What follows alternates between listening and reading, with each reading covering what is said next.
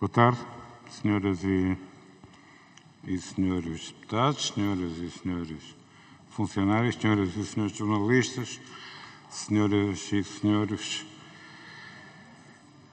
membros da nossa segurança aqui da Assembleia da República.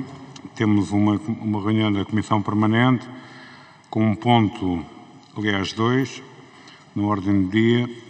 O segundo é de votações, mas o primeiro é um debate com a participação da Ministra da Administração Interna sobre as eleições do Círculo da Europa. Como sabem, este debate foi marcado para hoje, porque a repetição das eleições foi feita no final da passada semana e, portanto, para não interferir no período eleitoral, com consenso da Conferência de Líderes, marcámos este debate para hoje e assim vamos proceder. E tem a palavra para introduzir este tema a senhora Ministra da Administração Interna, Francisca Van Doonen, que eu quero saudar, aproveitando este momento para lhe dizer, enfim, como o nosso relacionamento político e pessoal foi sempre muito importante. Faz favor, senhora Ministra.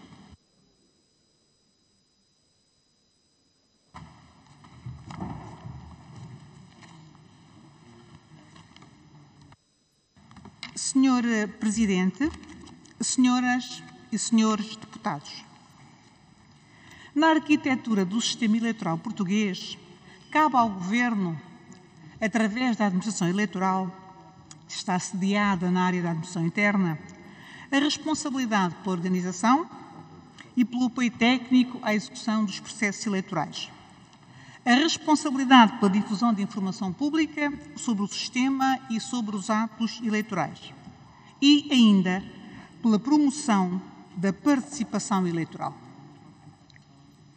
A Administração Eleitoral, enquanto órgão executivo, não tem poderes.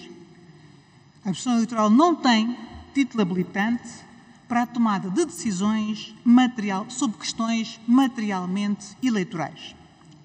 Limita-se, por isso, na componente de informação, em que nomeadamente produz cadernos informativos e folhetos, a esquematizar procedimentos e a transcrever a lei ou interpretações que são feitas dessa mesma lei pelos órgãos que, para tanto, detêm habilitação, nomeadamente a Comissão Nacional de Eleições. E tem, sobretudo, um papel relevantíssimo na organização da logística de todo este processo. No que se refere à votação postal dos cidadãos nacionais residentes no estrangeiro, no processo eleitoral que está em curso, e é disso que estamos aqui a falar, a Administração Eleitoral teve de assumir um conjunto de procedimentos de que eu gostaria aqui de realçar. Ponto 1. A constituição de um grupo de trabalho multidisciplinar, integrando a Direção-Geral dos Assuntos Consulares e das Comunidades Portuguesas, a Imprensa Nacional Casa da Moeda, os CTT e a empresa contratada para a produção dos chamados pacotes de envio. Este grupo de trabalho acompanhou, desde novembro de 2021, todo o processo de divulgação, de produção, de expedição e distribuição da documentação eleitoral para o voto por via postal. A Administração Eleitoral garantiu também a produção dos materiais e a subsequente expedição para um total de 1.515.075 eleitores das cartas contendo o boletim de voto, assim como do envelope de devolução e informação prática para facilitar o procedimento. Em todos os envelopes enviados, foi inserido um folheto explicativo muito simples, muito claro, apontando para a necessidade de envio de cópia do documento de identificação. E no âmbito do grupo de trabalho a que eu antes aludi, a Administração Eleitoral articulou-se com os CTTs no sentido da divulgação, através da União Postal Universal, da realização deste ato eleitoral, divulgação da informação de que iriam ser expedidos estes pacotes, portanto, com os documentos pertinentes, pedindo-se a atenção para o processamento e para a rápida distribuição destes pacotes. Para além disso, os CTTs tomaram ainda, em articulação com a Administração Eleitoral, uma iniciativa autónoma de se dirigir diretamente aos 10 países em que nós temos concentrações maiores das nossas comunidades. E, portanto, estes 10 países concentram cerca de 85% dos eleitores. Foi disponibilizado a todos os eleitores o acesso ao portal eletrónico, que já foi criado depois das eleições legislativas de 2019, que permite fazer o acompanhamento do percurso da correspondência expedida para os vários países. E eu queria aqui recordar, porque o tempo passou e porque a memória é seletiva, que tudo isto aconteceu na fase mais aguda da pandemia, no momento em que os serviços se debatiam com extremas dificuldades associadas ao elevado número de ausências por doença ou por confinamento. Um período em que, por necessidade de reduzir o número de pessoas nos vários espaços, foi preciso organizar equipas de trabalho em espelho, garantir intervalos de paragem entre as mudanças de turno para que as equipas não se cruzassem e também para permitir, obviamente, a higienização dos espaços. O empenhamento e a total dedicação da Administração Eleitoral neste processo fica patente, nomeadamente, no aumento exponencial do número de boletins de votos enviados para os eleitores residentes no estrangeiro.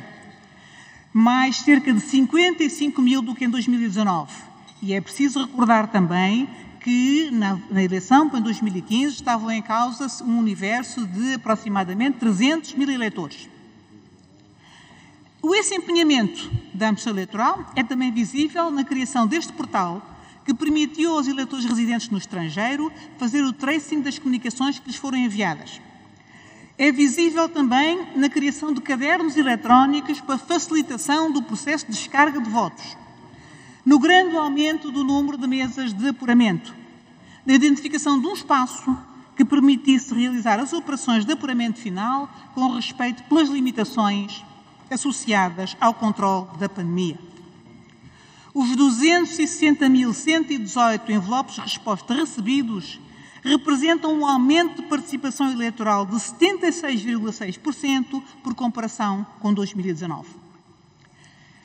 Posso, por isso, afirmar que a Administração Eleitoral cumpriu o seu dever com brio, cumpriu o seu dever com honra e constitui uma obrigação de consciência para mim afirmá-lo aqui e agora, sem ambiguidades. Porque estamos a falar de uma realidade, não estamos a falar de uma realidade abstrata ou de uma ficção, mas de uma estrutura composta por mulheres e por homens que deram o melhor que sabiam e podiam e que foram capazes de superar um momento de singular dificuldade. E que se podem orgulhar de ter realizado o feito de, congregando esforços e vontades, conseguir organizar um ato eleitoral com os mais elevados níveis de participação das últimas décadas. Senhor Presidente, senhoras e senhores deputados, a Administração Eleitoral e o Governo são de todo, alheios aos factos que originaram a decisão do Tribunal Constitucional.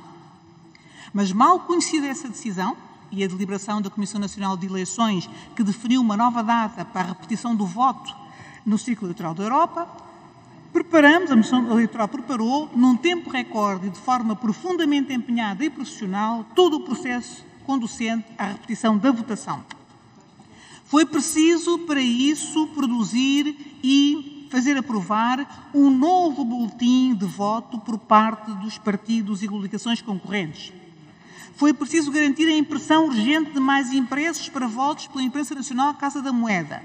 Recorde-se que esta eleição que acontece agora não era previsível e que, portanto, esta segunda votação é já num contexto em que, de alguma maneira, a imprevisibilidade é maior. Mas foi preciso produzir mais materiais informativos, de distintos formatos, para um grande universo de eleitores. foram enviadas cerca de 926 mil cartas para os eleitores recenseados no Círculo da Europa, por forma a assegurar, num total de 36 países, num processo que teve início a 21 de fevereiro. Foi necessário alterar os modelos dos envelopes de envio e dos envelopes de resposta, para assegurar que não houvesse confusão com os envelopes anteriores e que se gerassem por aí equívocos. Foi necessário garantir a envelopagem automática de toda a documentação a enviar aos eleitores. Senhor Presidente, senhoras e senhores deputados, nem tudo o que fazemos corre bem. Ao agir, acertamos, mas ao agir também erramos. O importante é que sejamos capazes de reparar o erro e de melhorar a margem do acerto. Estou aqui, senhoras e senhores deputados, para responder às questões que queiram colocar-me e para, no final, reconhecer, se disso for o caso, responsabilidades que até agora os factos que conheço não me permitem identificar.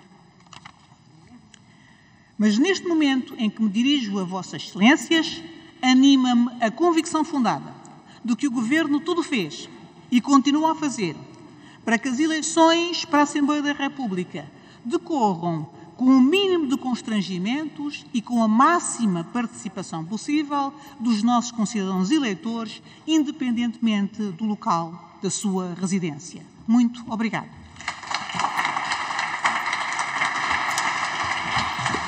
Muito obrigado, Sra. Ministra. Tem a palavra pelo Grupo Parlamentar do PSD o Sr. Deputado José Silvano. Por favor.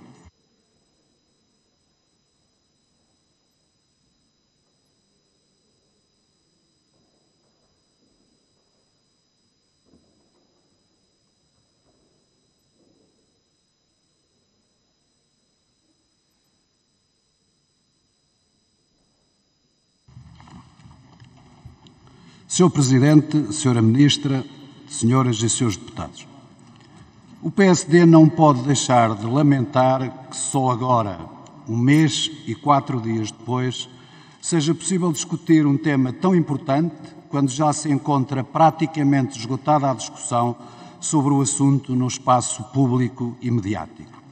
O que o PSD queria evitar com o agendamento deste debate parece que voltou a acontecer numa das partes, com milhares de imigrantes a não receber o boletim de voto, como sinalizou o Presidente do Conselho das Comunidades Portuguesas na Europa. Os eleitores portugueses residentes no estrangeiro não são cidadãos de segunda, são tão portugueses quanto os cidadãos nacionais residentes em Portugal. Por isso, os votos válidos dos imigrantes não poderiam ter sido misturados com os votos inválidos que não continham a fotocópia do cartão de cidadão ou do bilhete de identidade. As mesas de voto não tinham esse direito. De nada valeu o PSD ter apresentado protestos para evitar tal procedimento ilegal das mesas. A maioria das mesas não quis saber e o resultado ficou à vista de todos. Foram considerados nulos mais de 80% dos votos dos imigrantes do Círculo da Europa. O que se passou nos dias 8 e 9 de fevereiro de 2022 ficará para os anais da história como dias trágicos para os imigrantes portugueses e para a democracia portuguesa. Foi uma vergonha nacional. Foram 2 dias em que a maioria das mesas, no total de 151, cometeu a manifesta ilegalidade de considerar como válidos os votos que vinham desacompanhados da fotocópia do cartão de cidadão. Ora, a lei eleitoral para a Assembleia da República é muito clara e não deixa margem para dúvidas. Para que o voto seja válido, o envelope branco terá de conter no seu interior a fotocópia do cartão de cidadão ou do bilhete de identidade. Se não contiver, o voto é nulo. É preciso não esquecer que esta exigência legal visa assegurar a pessoalidade do voto e a prevenção de eventuais fraudes eleitorais, razão pela qual a mesma não pode ser dispensada. Trata-se, por isso, no entender do PSD, de uma exigência que deve ser mantida na lei, devendo ser assegurado o seu cumprimento. Não concorda, Sra. Ministra? A pergunta é pertinente, porque alguns deputados e dirigentes do Partido Socialista já afirmaram publicamente que o objetivo é eliminar este requisito legal. As mesas valeram-se de um acordo grosseiramente ilegal para usar a qualificação dada no acórdão do Tribunal Constitucional, em que os representantes de alguns partidos consensualizaram, numa reunião a 18 de janeiro, assentar como válidos todos os boletins de voto, mesmo que o envelope não contenha cópia do cartão de cidadão ou bilhete de identidade, já que, e nesta parte a ata reproduz uma frase da deliberação da CNE de 15 de 10 de 2019, a remessa pelo eleitor de cópia do documento de identificação serve afinal e apenas como reforço das garantias do exercício pessoal do voto. Tal acordo tem por base uma deliberação da CNE que não diz aquilo que os representantes de alguns partidos achavam que dizia, com isso influenciando outros que achavam que o parecer da CNE era claro.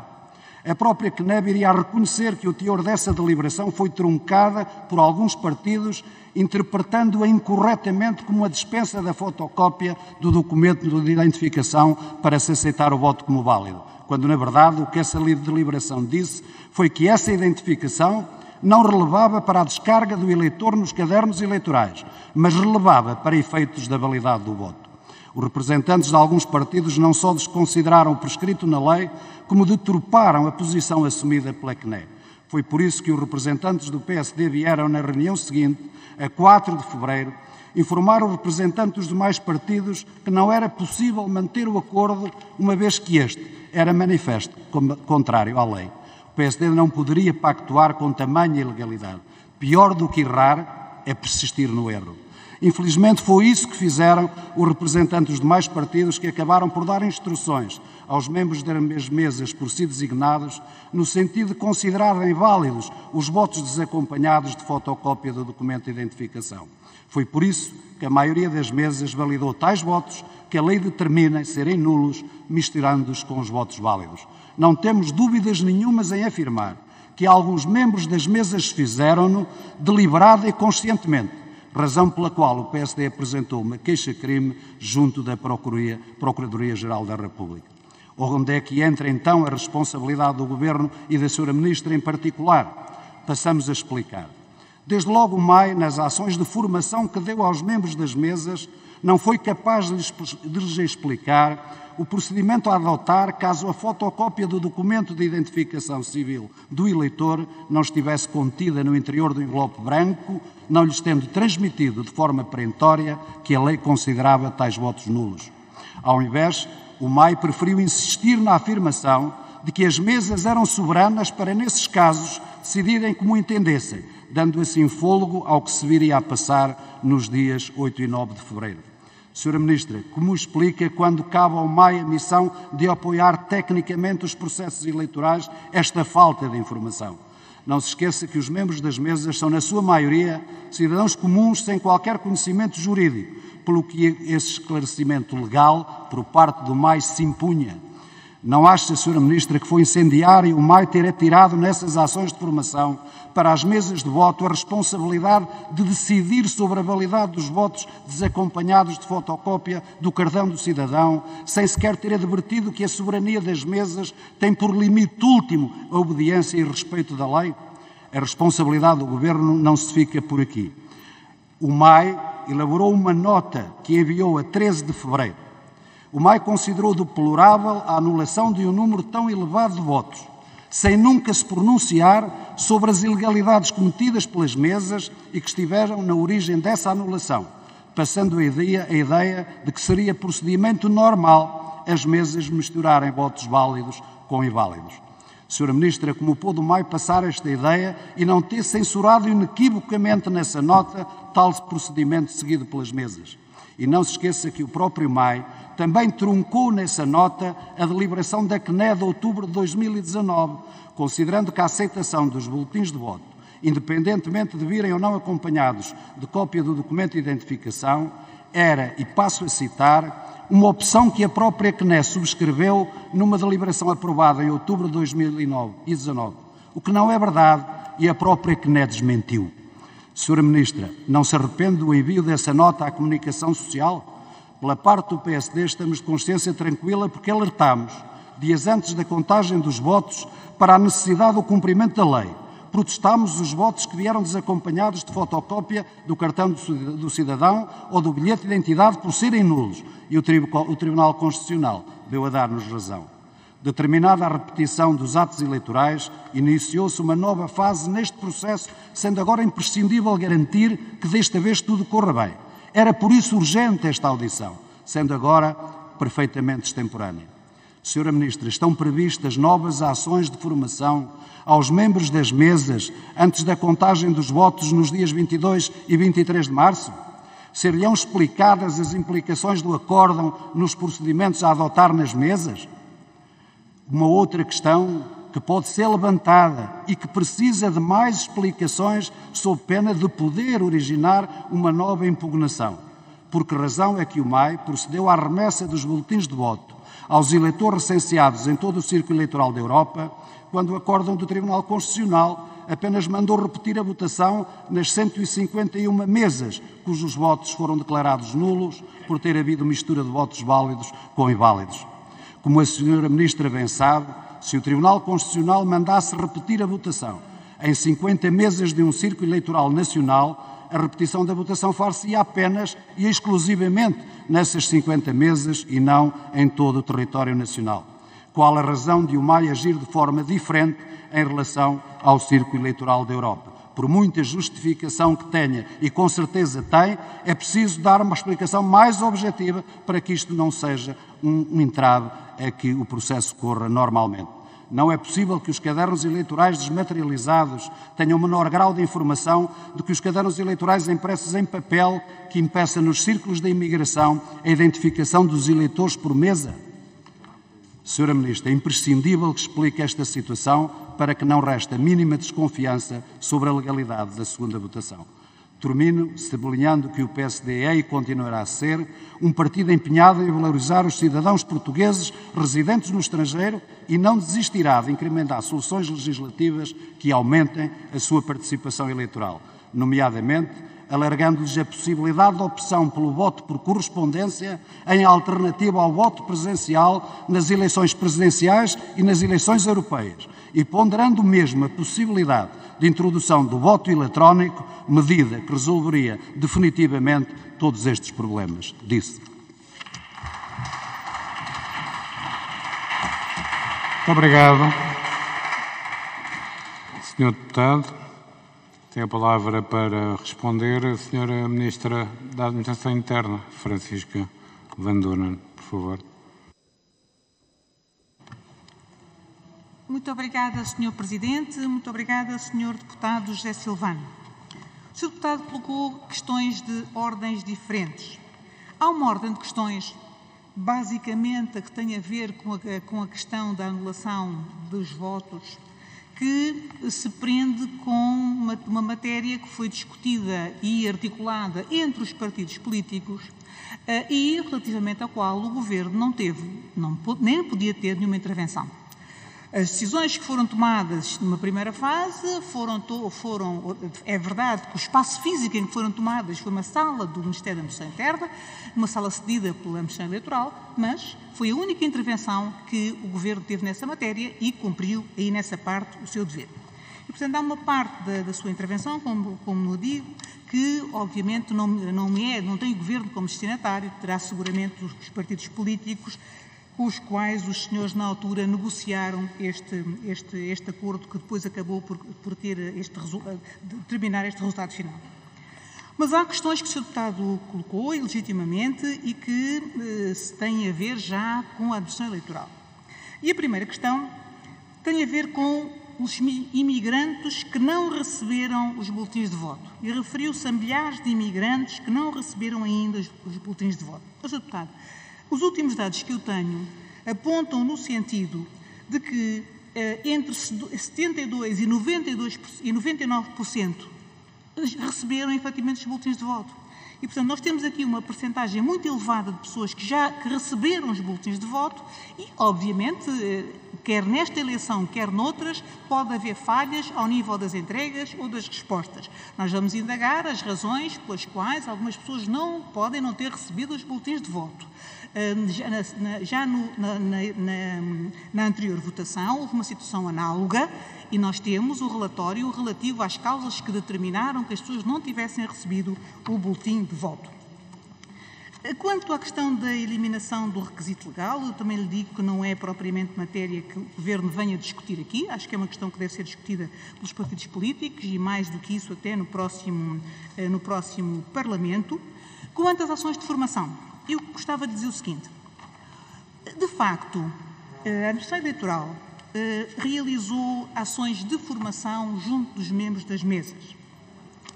E mais do que isto, produziu até um manual para as mesas e entregou este manual a todos os membros das mesas. Isto é, o manual dos membros das mesas eleitorais, assembleias de recolha e contagem de votos dos eleitores residentes no estrangeiro. E, a páginas 10 deste manual, está este documento que eu trouxe aqui em tamanho visível e que diz claramente: votos válidos, votos nulos e votos em branco. Considera-se nulo aquele que não contenha fotocópia do cartão do cidadão ou do bilhete de identidade.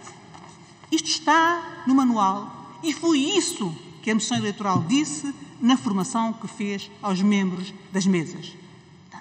Quanto a essa parte, Sr. Deputado, estou à vontade para dizer, para considerar que não houve, da parte da Administração Eleitoral, omissão ou erro que possa agora ser assacado. Mas o Sr. Deputado referiu-se ainda a um comunicado que o MAI emitiu. Deputado, eu gostava de dizer que nesse comunicado o MAI teve o cuidado, considerando as regras eleitorais, considerando que as mesas têm um poder semelhante ao poder de um tribunal e que, obviamente, o Governo não vai censurar aquilo que foi feito pelas mesas. Aquilo que o Governo fez foi uma declaração de lástima com a descrição daquilo que tinha acontecido e não emitiu nenhum juízo de valor, fosse relativamente a uma situação, fosse relativamente a outra. Portanto, foi absolutamente neutro, absolutamente rigoroso naquilo que disse. E a referência que faz à nota, que a indicação de que a CNE subscreveu o entendimento, é efetivamente uma referência feita à descarga de votos. Portanto, o parecer da CNE, relativo à descarga de votos, a determinada altura diz, para efeitos de descarga, que se pode considerar que o documento de identificação é um plus relativamente aos já frágeis elementos de identificação pré-existentes. E, portanto, esse foi o enquadramento em que o Ministério da Administração Interna produziu essa nota. É óbvio que nós faremos novas ações de formação e teremos o cuidado de, nessas ações, identificar todas aquelas áreas em que consideramos que possam subsistir dúvidas e fazer uma orientação muito forte no sentido de esclarecimento dessas dúvidas. Depois fez-me uma outra pergunta que eu confesso, Sr. Deputado, que me deixou um pouco espantada, que é por que razão é que o MAI resolveu enviar votos a todo o círculo da Europa. O Sr. Deputado, mas tanto quanto sei, a própria CNE reconheceu, os votos estavam todos misturados. Quer dizer, não era possível fazermos a distinção, porque, repara, isto aconteceu na quase totalidade das mesas do Círculo Eleitoral da Europa. E, portanto, não era possível fazer a distinção para se separar, para se autonomizar.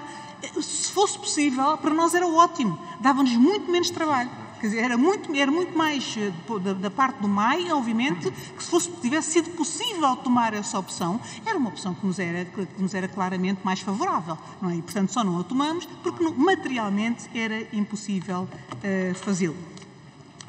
Finalmente, quanto à questão do voto eletrónico. Eu não quero pronunciar-me sobre o futuro, não quero nem devo pronunciar-me sobre o futuro. A questão do voto eletrónico será uma questão seguramente debatida aqui pelo próximo Parlamento. A única coisa que é possível dizer, e o Sr. Secretário de Estado está aqui, está em condições de o fazer, é a evolução que houve e a apresentação que foi até feita aqui no Parlamento relativamente à experiência de voto eletrónico para o Conselho das Comunidades Portuguesas. Não houve mais avanços relativamente a isso. A que fez aí foi uma experiência piloto para perceber qual era o limite e qual era a possibilidade de se avançar com esse modelo. Houve um relatório, foi feita uma apresentação aqui e, portanto, esse é o estado da nação nessa matéria. Quanto ao futuro, os senhores cá estarão, os que estiverem, para decidir. Muito obrigada. Obrigado, Sra. Ministra. Tem a palavra o Sr. Deputado Pedro Filipe Soares, do Grupo Parlamentar do Bloco de Esquerda, por favor. Muito obrigado, Sr. Presidente, Sr. Ministro, Sr. Secretário de Estado, Senhoras e Senhores Deputados. Este debate é, em primeiro lugar, uma tentativa de lavagem da consciência pesada que o PSD tem por todo o imbróglio que foi criado. E, em primeiro lugar, uma parte, creio eu, do pedido de desculpas que deveria existir aos portugueses e às portuguesas que viram os seus votos invalidados, que se sentiram achincalhados por um processo a que eles lhes estão totalmente alheios. E por isso faltou, na intervenção que o PSD teve neste debate, esse pedido de desculpas a todas e todos os imigrantes portugueses que viram os seus votos anulados por esta brincadeira em que o PSD transformou umas eleições. E não explicou aqui sequer o PSD como é que, no meio de tanta retidão que existiu e que exigiu, no meio de tanta transparência, no meio de tanta certeza, teve, afinal, 2 pesos e 2 medidas. O mesmo PSD aceitou umas regras para o círculo fora da Europa que o mesmo PSD rejeitou no círculo da Europa. É absolutamente incompreensível. Absolutamente incompreensível. E se há coisa que as pessoas não compreendem, no que diz respeito à lei, e eu já lá irei, o que as pessoas também não compreendem é estes 2 pesos e estas 2 medidas do PSD. Porque mais parece que olham para as eleições não como o ato mais nobre de um espaço democrático, mas sim apenas e só com a intenção de ver quais os dividendos que vão retirar do ato eleitoral. E essa é a forma errada de ver um ato eleitoral. Não é um jogo, é um espaço mais nobre da nossa democracia. E era assim que deveria ter sido visto por todas e por todos, com esse respeito. Não o respeito para com os partidos, não o respeito para com outra coisa que não as pessoas que votaram e as dezenas de milhares de votos que foram indevidamente anulados. Eu creio que este é o primeiro ponto que gostava de deixar em cima da mesa e a crítica firme e direta a todo o papel do PSD neste contexto. Em segundo lugar, um pedido de desculpas feito da parte do Bloco de Esquerda a todas as nossas portuguesas e portugueses que vivem fora do país, aos nossos imigrantes, às nossas comunidades. Porque eu creio que nós, pelo menos na nossa parte, assumimos aquilo que nos é imputável. Deveríamos ter preparado de forma diferente estas eleições. Eu creio que esse é um ponto de frontalidade que devemos aqui ter também.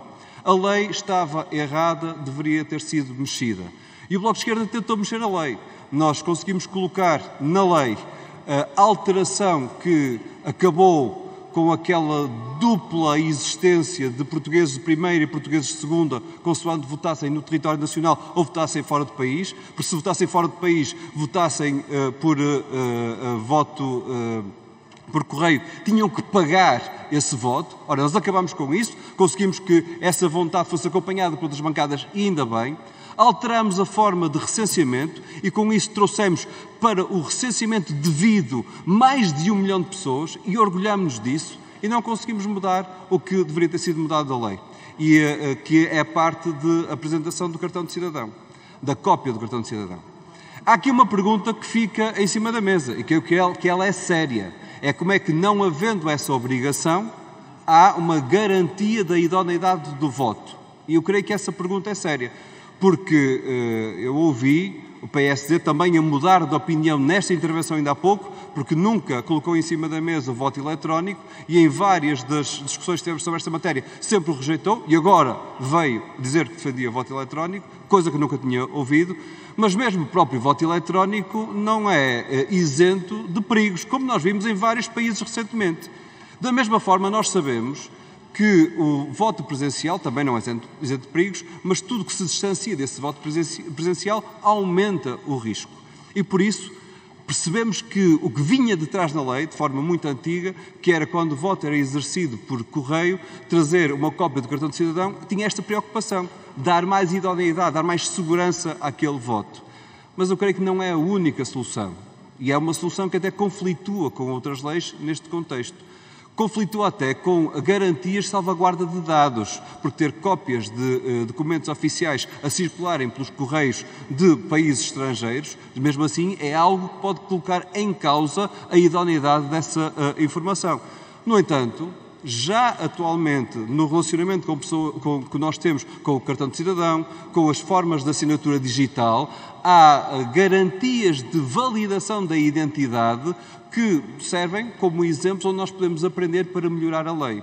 E aqui é outro tópico que eu gostava de deixar da disponibilidade do Bloco de Esquerda, para cirurgicamente mudar a lei para garantir que ela se fica mais clara, que ela se mantém, do ponto de vista de garantia de segurança, todos os princípios que atualmente tem e que dá uma maior fidelidade à expectativa que as pessoas têm para poder exercer o seu voto quando o fazem fora do país. E essa disponibilidade do Bloco de Esquerda é uma parte que eu creio que faltou aqui, do PSD, por exemplo, ouvir para essa melhoria, essa humildade da melhoria. Eu creio que esse aspecto que nós aqui todos devemos aos portugueses e às portuguesas fora do país, que é a humildade, também faltou na intervenção do PSD. Agora, Sr. Ministro, eu ouvi a sua intervenção de início e eu devo dizer que há uma parte que a mim me desagradou. E sou-lhe muito frontal a dizer qual foi. É que nós já ouvimos em tudo na vida. E só faltava agora, no processo eleitoral, dizer-nos que a culpa é da pandemia. A pandemia tem costas largas. Neste país, uma parte considerável dos problemas atualmente advém da pandemia. Mesmo que a pandemia não tenha nada a ver com isto. E eu percebo, houve equipas de espelho, houve pessoas de baixa, houve um conjunto de problemas que de facto a pandemia trouxe. Mas não tem costas tão largas em que todas as responsabilidades neste contexto são sacáveis à pandemia. Isso não me parece. Há coisas que nós devíamos ter aprendido com 2019 e não aprendemos. Relacionamento com os serviços postais de outros países deveria ter sido feito para garantir essa celeridade nas cartas e o respeito por este tipo de correio. Garantia da gratuitidade. Nós tivemos, por exemplo, os exemplos do Reino Unido em que a gratuitidade do correio foi colocada em causa porque não reconheciam o RSF de devolução da carta. Esses são exemplos concretos que deveriam ter sido acautelados. E a Sra. Ministra diz, bem, mas nós tivemos um processo recorde para fazer estas eleições. Mas a Sra. Ministra, não é, como se costuma dizer, o seguro morreu de velho. E nesta matéria, o MAI deve estar permanentemente ativo para garantir que em qualquer momento, quando houver umas eleições, porque elas não chegam sempre na hora marcada, está à altura para responder às necessidades. E eu creio que aqui essa cautela não existiu. Mais uma vez, dirá a Sra. Ministra, a culpa é da pandemia. Não me parece que a pandemia tenha culpas nesta preparação que deveria ter existido. Já agora, parece-me que esta preparação não advém só do MAI.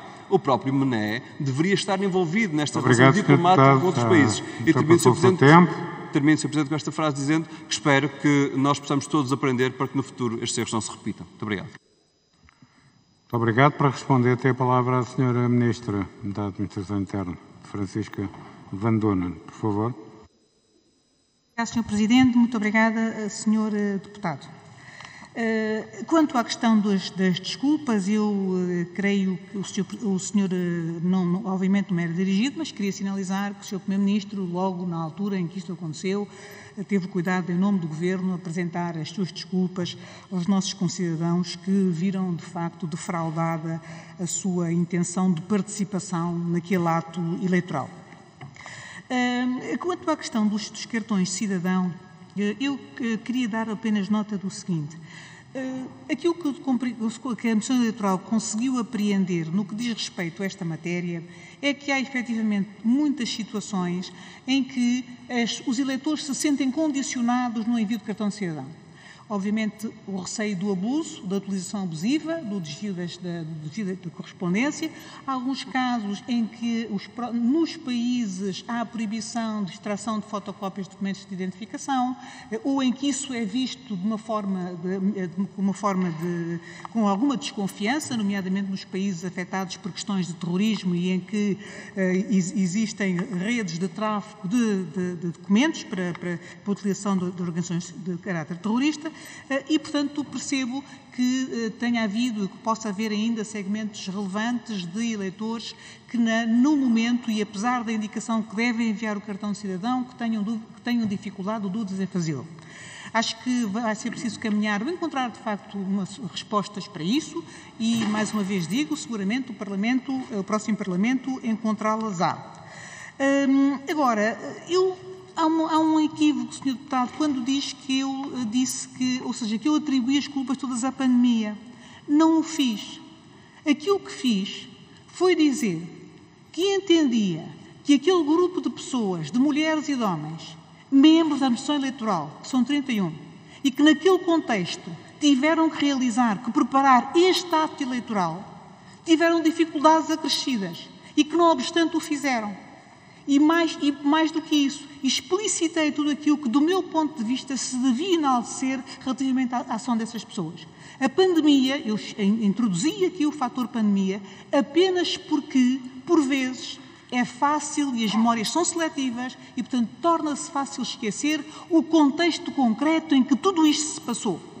Quando isto acontece, nós estamos a atravessar em Portugal o pior período da pandemia. Temos 600 mil pessoas confinadas.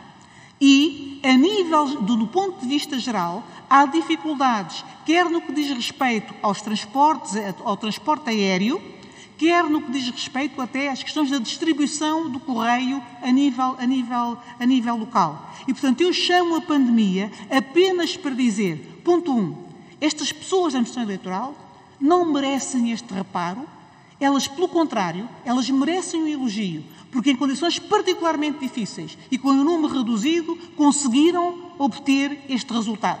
E quer nós queiramos, quer não, este é um resultado final que nos honra. Eu não nego que possa haver dificuldades, que possa haver áreas em que seja necessário aperfeiçoamento, mas isso não justifica aquilo que eu tenho ouvido de apelidar de incompetente o MAI, de habilidade de incompetente à Administração Eleitoral e outras coisas que, do meu ponto de vista, são de uma profunda e grave, e mais do que grave, injustiça. Agora, quando falou da questão eu tive o cuidado expresso de dizer na minha intervenção que, relativamente ao relacionamento com os outros serviços postais, que se foi criado justamente um grupo de trabalho que tinha a intervenção não só do Ministério dos Negócios Estrangeiros, como dos CTTs, sendo certo que, desse ponto de vista, ficou efetivamente tudo acautelado. E ficou porquê? Por um lado, porque era possível, porque tínhamos uma plataforma que permitia fazer o tracing da correspondência. Por outro lado, porque os CTT, à partida, emitiram uma comunicação para a União Postal Universal, o que significa, em princípio, para um número muito elevado que tem um número muito elevado de associados, a explicitar que ia haver aquela eleição naquele período, que iam ser enviados aqueles envelopes, até mandaram cópia dos envelopes, e a pedir que, a nível dos vários associados, que houvesse cuidado na tramitação e na rápida distribuição desse material. Mas fizemos mais do que isso. Simultaneamente, os CTTs, também no quadro desse grupo de trabalho e com tudo aquilo que foi organizado na Administração Eleitoral, expediram, para além disso, comunicações específicas para as suas congêneres das áreas em que há maior concentração de comunidades portuguesas. E, portanto, são 10 países que cobrem cerca de 85% deste eleitorado.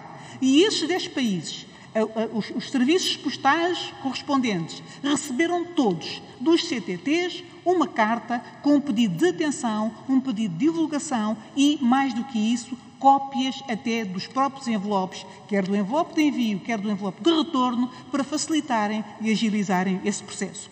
Quanto à última questão que me referiu, que tem a ver com alguns países que não aceitam o porte pago. Bem, mas nós, assim que tivemos notícia dessa indicação, procedeu-se aos pagamentos.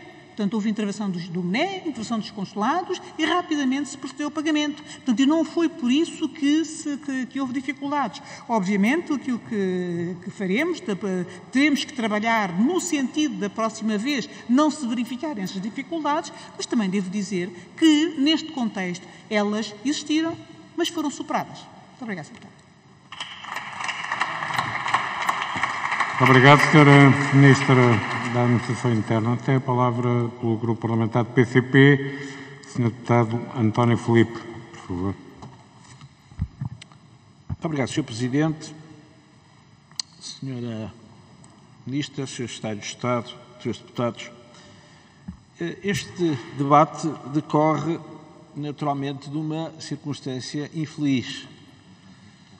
E há aqui uma soma de infelicidades. É uma infelicidade que a Assembleia da República eleita no dia 30 de janeiro só seja instalada 2 meses depois dessa eleição. É uma situação evidentemente indesejável e é uma circunstância que decorre de um acordo feito entre vários partidos que é um acordo que é infeliz, na verdade. A intenção, temos que compreender que ela não foi tomada de má fé, assentou na convicção de que muitos cidadãos, ou por desconhecimento, ou não enviam a cópia do seu cartão de cidadão ou bilhete de identidade como é legalmente exigível, e que havia um número muito significativo de votos considerados nulos por essa circunstância, e, portanto, encontraram uma forma consensualizada, mas de facto infeliz, porque de facto não resiste a um imperativo legal, que é o facto dessa exigência constar da lei e dever ser respeitado. Mas depois soma-se uma infelicidade, que é um partido, neste caso o PSD, que tinha dado consenso a que assim se procedesse, veio afinal pensar melhor e dizer que afinal esse consenso não é dado e veio criar aqui, de facto, condições para que o Tribunal Constitucional, naturalmente aplicando a lei, evidentemente, e isso é, de facto, incontornável, tenha tomado a decisão de obrigar à repetição da eleição. Mas há mais uma infelicidade, é que essa eleição é repetida no Círculo da Europa, mas como não houve, o PSD não fez idêntica reclamação relativamente ao Círculo de Fora da Europa, relativamente ao Círculo de Fora da Europa os votos foram anulados e assim ficaram, e aí o problema só se coloca e só se fez a repetição das eleições no Círculo da Europa. O que de facto é mais uma infelicidade. Há aqui uma soma de infelicidades. Nós também consideramos que esta exigência faz sentido. Ela não acontece por acaso e não é nova. Aliás, a exigência de que os cidadãos devem acompanhar o seu voto com a cópia do seu cartão de cidadão, na altura bilhete de identidade, agora cartão de cidadão ou bilhete de identidade para quem ainda o detenha, é uma exigência que é muito anterior ao alargamento do universo eleitoral dos cidadãos portugueses residentes no estrangeiro e é muito anterior por se reconhecer que o voto por correspondência tem fragilidades. E daí que se tenha entendido que era aconselhável haver um reforço do caráter pessoal do exercício do sentido de voto através da junção da cópia de um documento de identificação do cidadão eleitor. E do nosso ponto de vista faz sentido que assim seja. E, portanto, que essa exigência deve manter-se, porque ela, de facto, foi reconhecidamente necessária, não agora, mas porventura há mais de 20 anos atrás, não sei precisar exatamente qual foi o momento dessa alteração, mas ela seguramente que ocorreu, certamente há cerca de 2 décadas atrás. E, portanto, do nosso ponto de vista, justifica-se. Uma outra circunstância feliz foi o facto do PSD ter decidido apresentar queixa-crime contra os membros da mesa. E isso é, de facto, lamentável. Porque creio que desde logo porque os membros da mesa certamente não atuaram por má fé, não atuaram com dolo e, portanto, o seu desejo era que o voto dos cidadãos pudesse ser validado o mais possível. Claro, fizeram de uma forma que não resistiu a um imperativo legal, mas daí até apresentar uma queixa-crime contra esses cidadãos vai uma distância muito grande. E acho que o país é credor de um reconhecimento aos cidadãos que asseguram o funcionamento do processo eleitoral. Fora do país e também no território nacional. Isso muitas vezes é esquecido. Nós vemos muito facilitismo no discurso sobre esta matéria quando se diz que, por exemplo, o voto antecipado devia ser, independentemente de qualquer inscrição, o cidadão votava no domingo que entendesse. Isto é desconsiderar o esforço enorme que dezenas de milhares de cidadãos fazem para assegurar o bom funcionamento do processo eleitoral e aí também é devida uma homenagem aos partidos políticos no seu conjunto, porque também desenvolvem um esforço muito grande de mobilização dos cidadãos para assegurar o funcionamento do processo eleitoral e a fiscalização necessária do processo eleitoral. E, portanto, apresentar uma queixa-crime contra estes cidadãos, do nosso ponto de vista, é absolutamente lamentável. Já que se referiu aqui a alguns aspectos ainda relacionados com o processo eleitoral, ainda com um pouco à margem deste debate, mas queríamos deixar muito claro que as eleições em democracia não são um campo para experimentalismos que possam ter consequências muito negativas. Nós, no nosso país, há 47 anos que realizamos eleições livres, em democracia, e temos tido a felicidade de, independentemente de algumas dificuldades, naturalmente, de poder haver reclamações, protestos, de termos tido dificuldades... Peço para concluir, Sr. Deputado, por favor. Temos tido dificuldades em alguns momentos em que há mudanças súbitas, como aconteceu, por exemplo, com o fim do cartão de eleitor, mas temos tido a sorte de nunca a democraticidade das eleições em Portugal terem sido postas em causa. Isto é um grande valor, porque no dia em que, por experimentalismos de votos eletrónicos ou de facilitação excessiva do processo eleitoral, alguém venha questionar a democraticidade do sistema eleitoral, aí podemos dizer em democracia que temos o caldo entornado e isso será profundamente negativo para a saúde do regime democrático. Muito obrigado, Sr. Presidente. Para responder, tem a palavra a Sra. Ministra da Administração Interna, por favor. Antes disso, queria só dizer que vamos agora para registar-nos para efeitos de quórum, porque há votações no final desta sessão. Sra. Ministra, por favor, desculpe esta interrupção, faz favor. Pelo amor de Deus, Sr. Presidente, muito obrigada. Bem, eu, no essencial, estou de acordo com as referências feitas pelo Sr. Deputado António Filipe, no que diz respeito ao reconhecimento que é necessário que o país faça aos cidadãos que participam nas mesas, nas assembleias de voto, o reconhecimento, obviamente, devido também aos partidos políticos e à intervenção que têm no campo eleitoral ao nível da dinamização e da mobilização das pessoas para votar, não podia estar mais de acordo, e, obviamente, quanto às questões associadas ao caráter pessoal, digamos, do voto e a necessidade de se assegurar a genuinidade e a possibilidade do voto por correspondência, aí também penso que é preciso que haja um nível de segurança suficientemente adequado para que possamos efetivamente manter este regime democrático com eleições que não conhecem de facto grande sobressalto.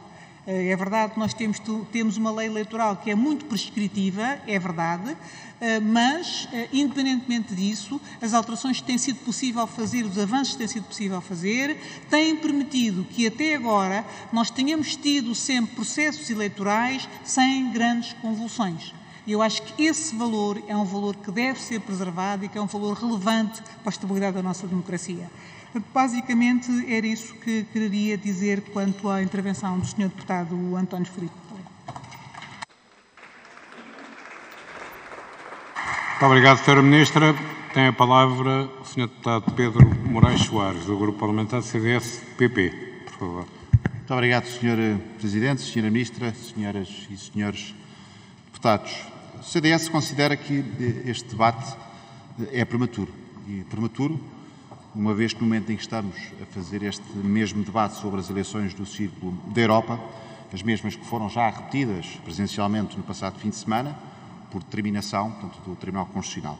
Já decorreu, de facto, a eleição presencial nos locais de voto, mas decorre ainda agora o período, ou está a decorrer ainda o período de recepção do voto postal até ao dia 23 de março. Ou seja, ainda não conseguimos saber ainda qual será a influência que atrapalhada criada em território nacional com os votos dos nossos concidadãos vai ter sobre o exercício do direito de voto por parte desses mesmos concidadãos.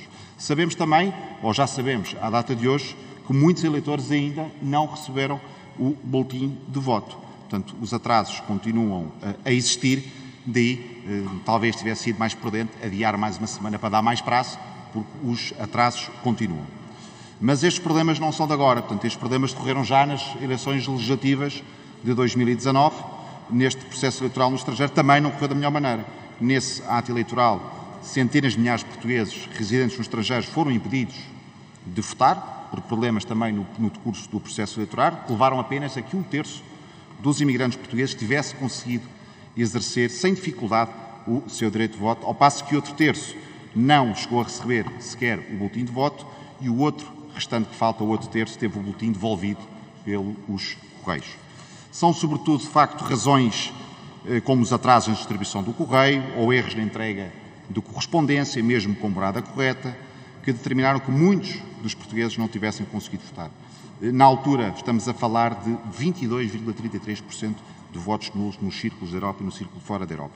Nessa altura, o Sr. Ministro Santos Silva apresentou várias justificações para o processo no estrangeiro ter falhado, desde o facto do porte pago estar em francês, por imposição da União Postal Internacional, até às greves postais, quer na expedição para lá, bem como quer no envio para cá, tudo acabou por servir de facto de desculpa, mas uma coisa nos lembramos que na altura do Sr. Ministro Santos Silva disse que foi, a citação, passo a citar, tudo isto são questões técnicas que são facilmente aperfeiçoáveis. Fim de citação.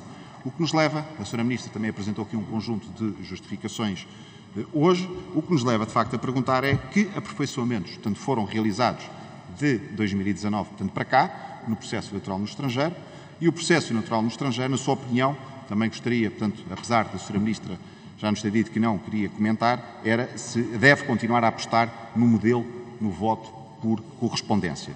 Ou tem a administração eleitoral, a que Vossa Excelência preside neste momento, um modelo alternativo em desenvolvimento. Muito concretamente, e tendo em conta as propostas formalizadas pelo Conselho das Comunidades Portuguesas, a esse respeito, qual a posição da administração eleitoral quanto à desmaterialização dos cadernos eleitorais e ao voto eletrónico descentralizado.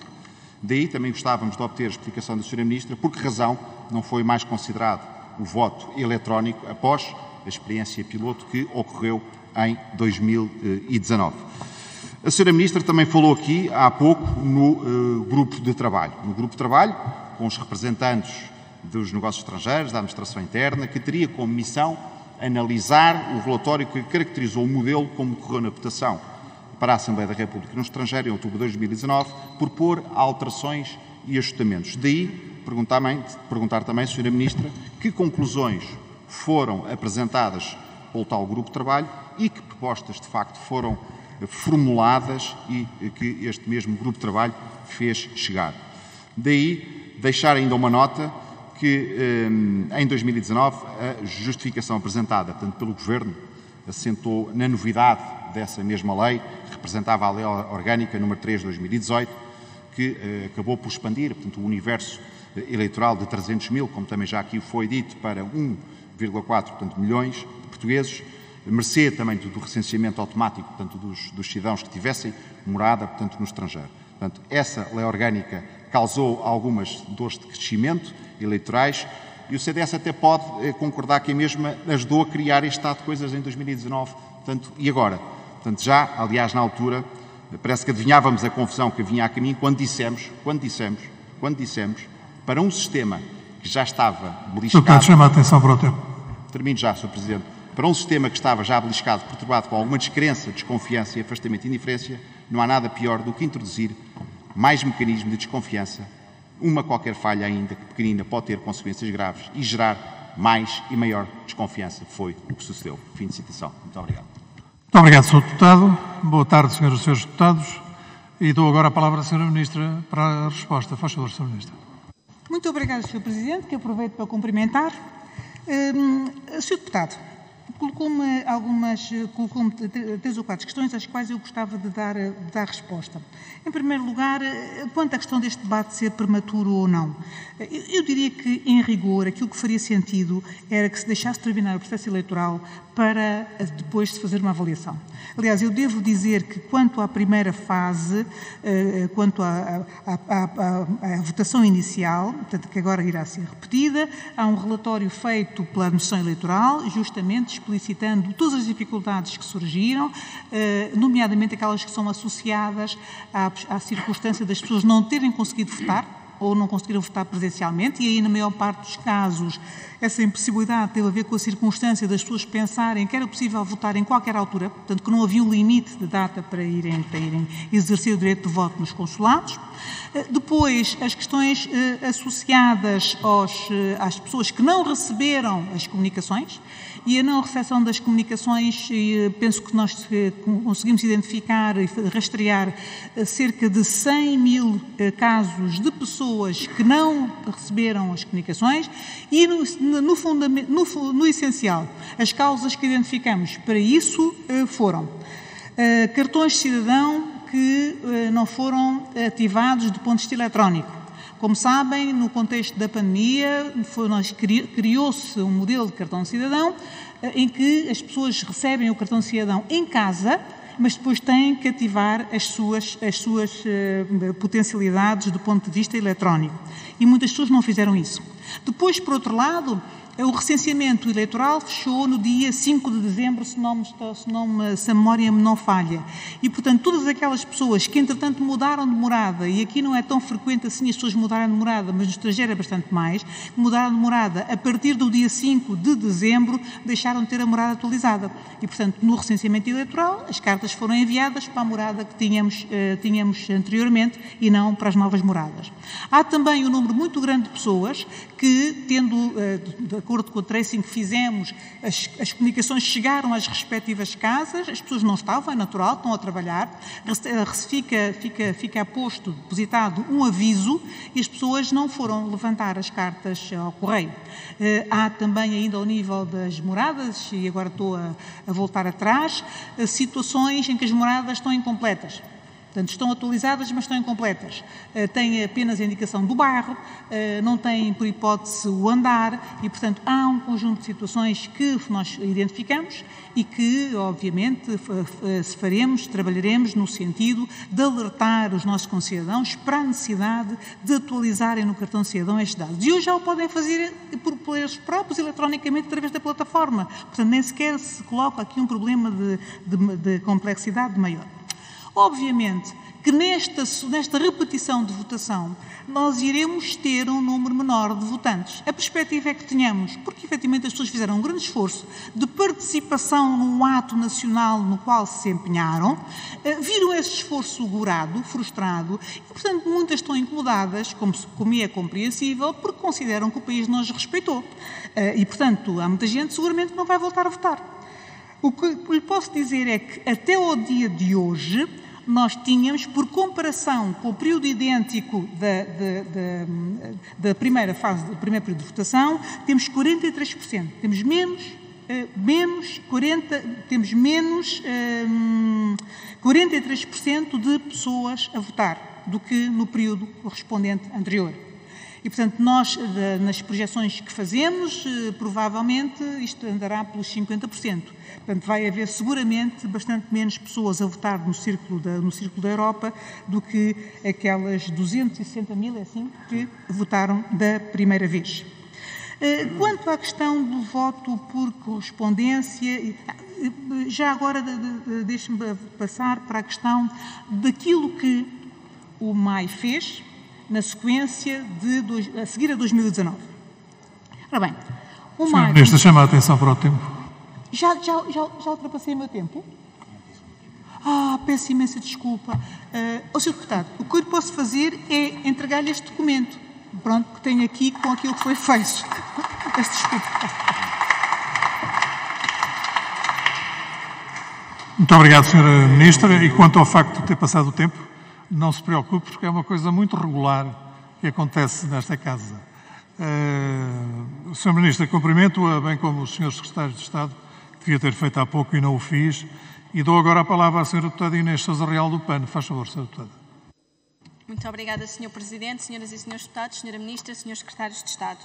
De facto, o voto dos portugueses no círculo eleitoral da Europa e também no mundo não pode continuar a ser desprezado.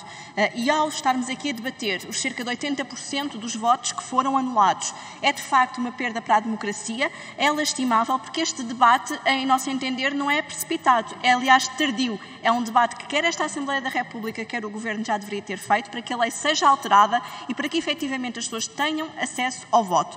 E mais, é um debate que até deveria ir mais longe, porque de facto estamos aqui a falar, neste caso, da anulação de 80% dos votos dos imigrantes, mas temos que nos perguntar por que razão é que 42% dos eleitores não exerceram o seu direito de voto nas últimas eleições, por que razão é que 4 em cada 10 jovens continuam a dizer que não lhes interessa minimamente a política no seu país.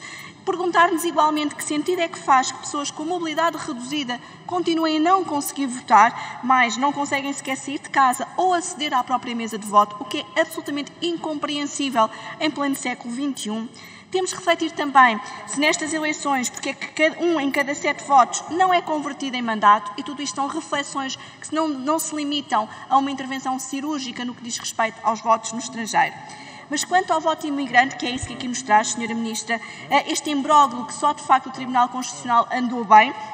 Aliás, não nos podemos esquecer que o acordo informal que ocorreu entre o PS, o PSD, o Bloco de Esquerda, a Iniciativa Liberal, o LIVRE, a CDU, o VOLT e a Aliança é manifestamente vergonhoso, ou seja, não faz qualquer sentido que tenha havido este acordo informal que prejudicou aquilo que foi o exercício do direito de voto, de facto, por parte destes nossos concidadãos, que deveriam ter sido votos considerados se as pessoas tivessem sido devidamente esclarecidas. E aqui, Sra. Ministra, eu reavivo-lhe, porque talvez não tenha se calhar apercebido, mas eu revivo aqui a memória de uma questão.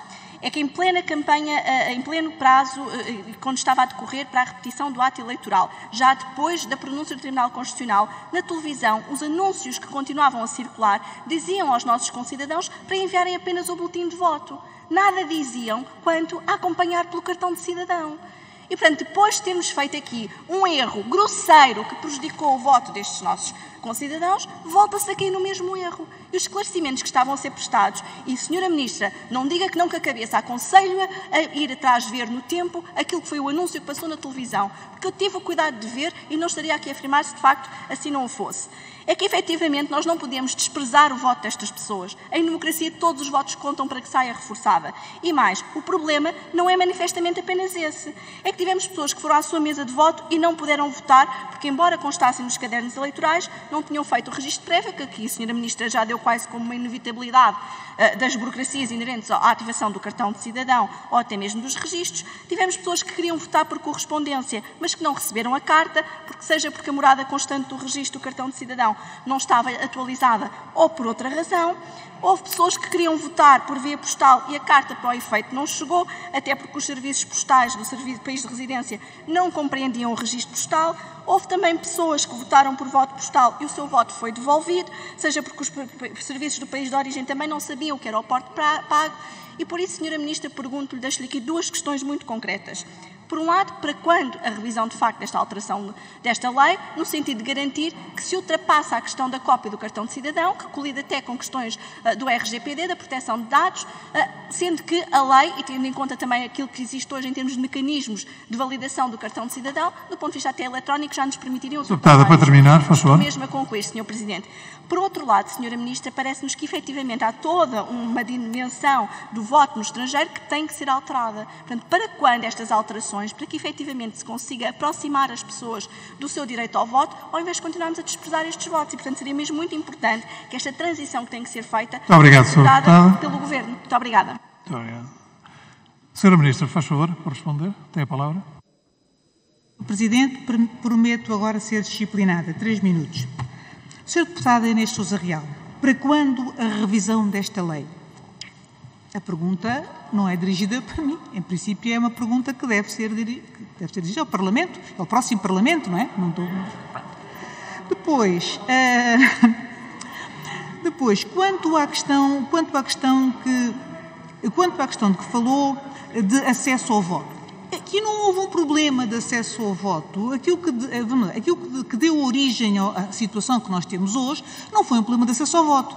Nós podemos melhorar as condições de acesso ao voto. Nós podemos, de facto, caminhar no sentido de procurar melhorar essas condições. Mas o problema que temos hoje não tem a ver com isso. E o grande debate que a Sra. Deputada pretende fazer é um debate que, obviamente, deve ter lugar aqui nesta Casa no momento em que os seus deputados assim o entenderem. Eu queria chamar a atenção da Sra. Deputada para a circunstância de a abstenção ter baixado substancialmente, quer no interior, quer no exterior, contra todas as expectativas. Não se esqueça que estávamos no período de pandemia e não me venham dizer que eu responsabilizo a pandemia por tudo e que essa circunstância levaria, em princípio, a que muitas pessoas não fossem sequer votar. Pelo contrário, houve muita mais gente que foi votar. Quanto aos anúncios, eu vou verificar, mas aquilo que a Administração Eleitoral tem efetivamente anunciado, colocado em anúncios, é um folheto informativo, que é um folheto de instruções, em que claramente aqui diz que se deve juntar a cópia do cartão de cidadão. E por isso eu vou, mas se a Sra. Deputada me diz que viu anúncios que não tinham esta informação, aquilo que me comprometo a fazer é verificar e ver se efetivamente assim o é, para se reforçar essa componente numa próxima ocasião. Muito obrigada. Muito obrigado, Sra. Ministra. E dou agora a palavra à Sra. Deputada Mariana Silva, do PEV. Faz favor, Sra. Deputada. Obrigada, Sr. Presidente, Senhoras e Senhores Deputados, Sra. Ministra.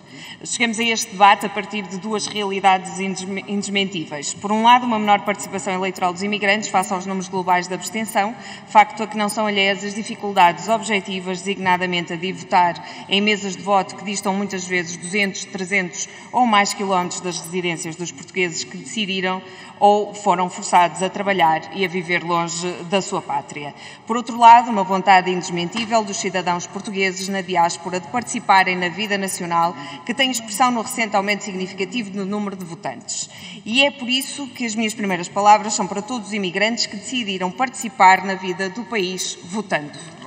Mesmo perante as dificuldades que já enfrentavam, a que se somaram neste ato eleitoral os episódios que levaram à sua repetição.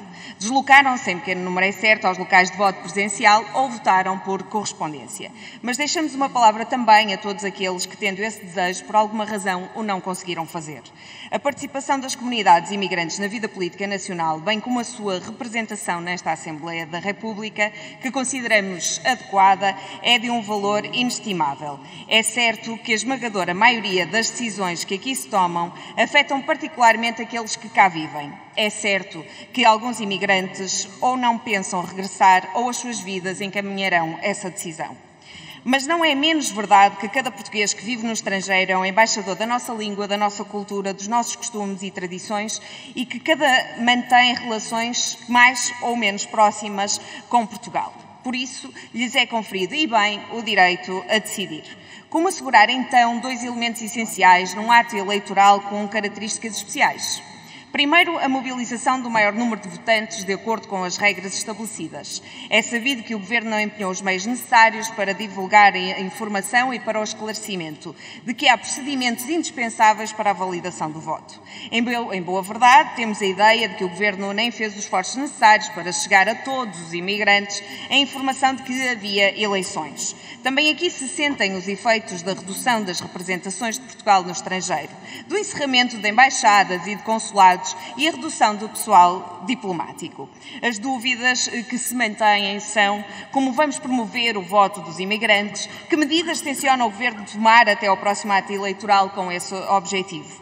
Pondera o Governo promover mais locais de votação presencial no estrangeiro, para além dos consulados e embaixadas. Promover um maior esclarecimento que para o voto presencial, quer para o voto presencial, quer para o voto postal, para que não aconteça o problema com a mesma dimensão. Em segundo lugar, a individualidade e a garantia da natureza secreta do voto. É central que o voto seja exercido apenas e só pelo próprio eleitor e garantindo o seu segredo. Isso no voto presencial é fácil de garantir. No voto à distância é mais difícil. Como vamos garantir essa individualidade? Ora, é na convergência destes dois elementos que é necessário assegurar o direito dos imigrantes ao voto. E é nisso que os verdes estão empenhados. Obrigada. Muito obrigado, Sra. Deputada. Sra. Ministra, faz favor, tem a palavra de novo. Muito obrigada, Sra. Deputada Mariana Silva. Basicamente, a Sra. Deputada diz que o Governo não fez os esforços necessários para chegar a toda a gente. Eu digo-lhe, o Governo fez os esforços necessários para chegar a toda a gente. enviou a todos os cidadãos que estavam recenseados uma carta com toda a documentação necessária para votar. E já agora, eu por acaso estive aqui a ver o anúncio feito relativamente à votação, o anúncio feito pela Comissão Eleitoral, e, Sra. Deputada, no final talvez seja bom revermos, porque está aqui a indicação do cartão cidadão. Mas, como dizia, não só se fez isso, como ao nível dos vários consulados, ao nível das embaixadas e dos consulados, foram feitas ações de promoção do voto. Ações com as comunidades, no sentido de as alertar para a existência do ato eleitoral e também para as condições que havia para exercerem o seu direito ao voto. É verdade, dir-me-á, nós temos 900 mil pessoas que não votaram. Temos 900 pessoas que não votaram, mas não temos mas provavelmente muitas destas pessoas receberam efetivamente a carta para votar. Da mesma maneira como temos aqui, do ponto de vista do território nacional, muitas pessoas que sabiam que havia eleição e que também decidiram, por simplesmente, o seu direito de voto, ou não puderam ou não quiseram. Pronto. Portanto, nós não podemos associar uma coisa imediatamente à outra.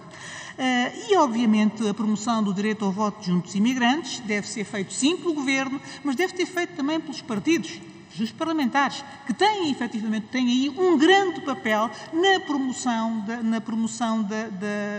do ato eleitoral e, obviamente, na mobilização dos cidadãos para votarem, tal como fazem no interior do país.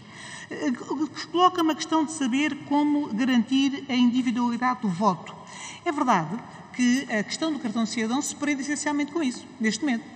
O cartão de cidadão prende-se.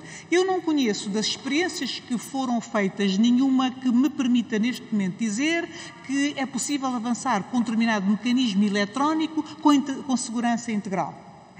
A experiência que foi feita, o trabalho que foi feito foi experimental, foi aqui apresentado no Parlamento, foi muito circunscrito, justamente tinha só a ver com o Conselho das Comunidades Portuguesas, mas sabe, nestas coisas a tecnologia evolui com grande rapidez, os níveis de segurança e confiança seguramente também vão aumentando e eu acho que compete depois ao Parlamento ir aproveitando esses espaços de melhoria, de maior capacidade tecnológica para incorporar eventualmente novas formas de autenticação, novas formas de verificação da identidade.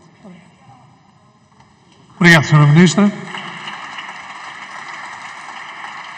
E dou agora a palavra ao Sr. Deputado André Ventura do Chega. Faz favor, Sr. Deputado. Muito obrigado, Sr. Presidente. Senhora Ministra, pode tentar retirar a responsabilidade do Governo deste processo. Mas há uma questão que todos estamos de acordo. Isto foi uma lástima e uma vergonha para a democracia portuguesa. E a verdade é que, segundo as notícias que conhecemos, PS e PSD terão tentado tirar o protesto que tinham feito junto das mesas de voto, quando viram que iam perder subvenção e que iam perder o número de votos no Círculo da Europa.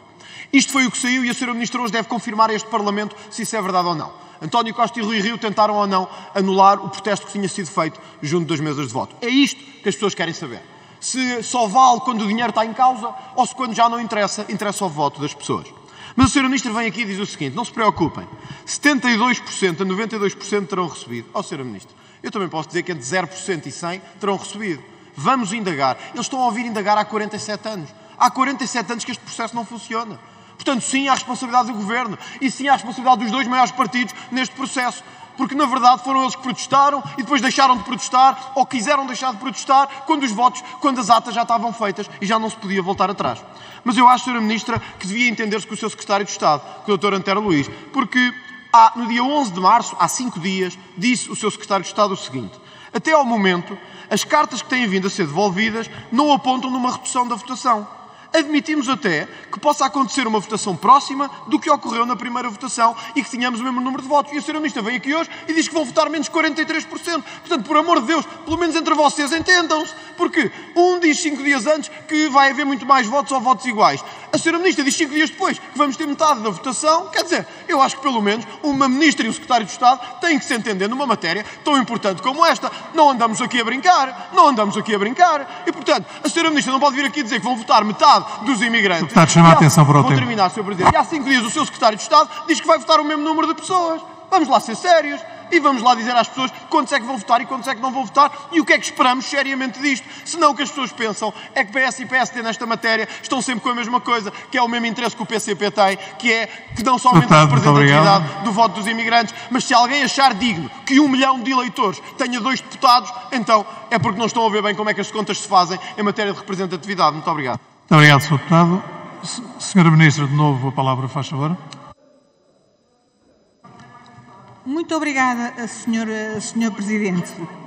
O Sr. Deputado... Posso?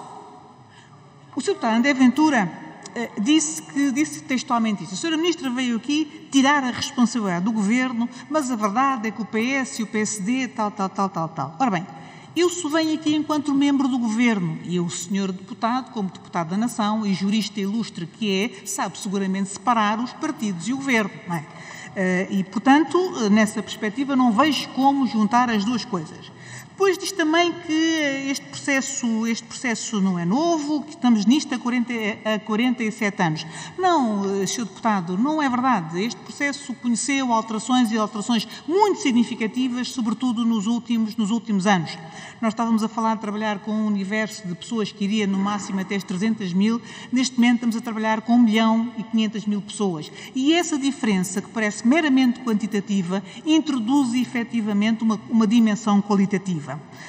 Depois, finalmente, no que diz respeito às divergências que pretende apontar entre mim e o Sr. Secretário de Estado. Como o Sr. Deputado sabe, estes processos são dinâmicos. Portanto, há um dia em que as coisas têm uma determinada referência, há um número que é determinado. 5 dias fazem diferença. Sr. Deputado, 5 dias fazem diferença. Não é?